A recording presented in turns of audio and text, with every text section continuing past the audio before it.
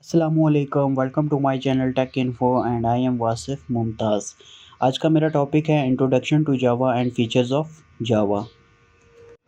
जावा हमारे पास object oriented programming language है, जैसे कि सी हमारे पास प्रोसीजर ओरिएंटेड प्रोग्रामिंग लैंग्वेज है।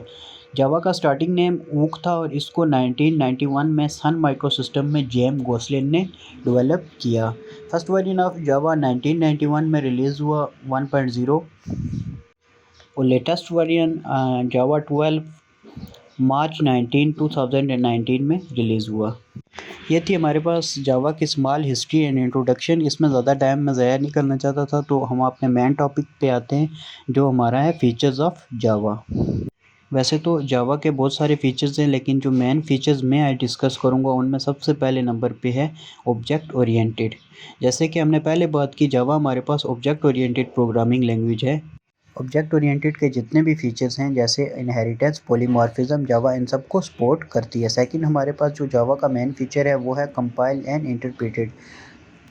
मोस्टली लैंग्वेजेस प्रोग्राम को हाई लेवल से लो लेवल में कन्वर्ट करने के लिए कंपाइलर या इंटरप्रेटर का यूज़ करती हैं, लेकिन जावा हमारे पास कंपाइलर और इंटरप्रेटर दोनों का ही यूज़ करती है। तो इसको हम एक एग्जांपल से समझते हैं। पहले हमारे पास जावा का एक कोड लिखा जाता है जिसको कंपाइलर कंपाइल करता है और बाइट कोड जनरेट करता है।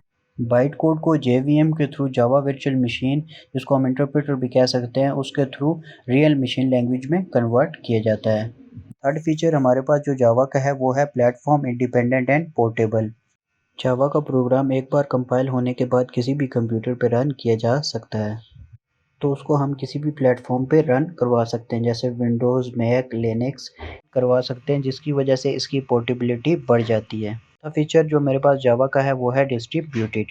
डिस्ट्रीब्यूटेड का हमारे पास ये मतलब है कि जावा का जो भी कोई भी प्रोग्राम हो वो नेटवर्क पे आसानी से रन हो सकता है, और इसके लिए जावा में जावा डॉट नेट की फैसिलिटी है, जिससे हम ऐसे प्रोग्राम बना सकते हैं जो नेटवर्क पे आसानी से रन हो सकते हैं। यूआरएल सेटिंग या फिर अलग अलग प्रोटोकॉल से कम्युनिकेट करने के लिए हम ऐसे प्रोग्राम बना सकते हैं जो नेटवर्क पे इजीली रन हो सकते हैं। पांचवा फीचर जो हमारे पास है वो है मल्टी थ्रेडेड।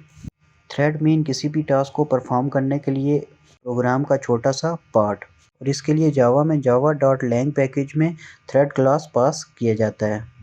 अगर एक प्रोग्राम रन हो रहा हो तो दूसरे को उसका वेट करना पड़ता है, या प्रोग्राम रन प्रायोरिटी में रन होते हैं, लेकिन जावा में ऐसा नहीं होता। हम मुख्तलिफ थ्रेड्स बना के इस काम को एक साथ भी कर सकते हैं। जैसे कि मैं आपको एक एग्जांपल दूंगा कि अगर हम एक गेम खेल रहे हो, साथ में हम डाउनलोडिंग भी कर रहे होते हैं और एक वीडियो भी अगर हम देख रहे हैं, तो ये सारे प्रोग्राम्स हमारे पास एक थ्रेड्स में चल रहे होते हैं। नेक्स्ट फीचर जो हमारे पास जावा का है वो है डायनामिक।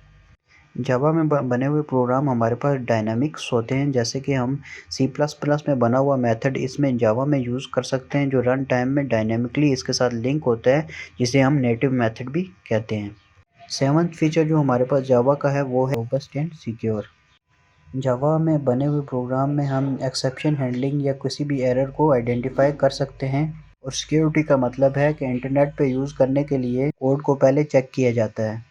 जैसे कि हम हाई लेवल से लो लेवल में कन्वर्ट करते हैं तो हमारे पास वो एक मैसेज डिस्प्ले करता है। तो आपको ये वीडियो पसंद आई होगी। अगर आपको ये वीडियो पसंद आई है तो आप इस चैनल को लाजमी सब्सक्राइब करें, ताकि नेक्स्ट आने वाली वीडियो सबसे पहले आपको मिल सकें।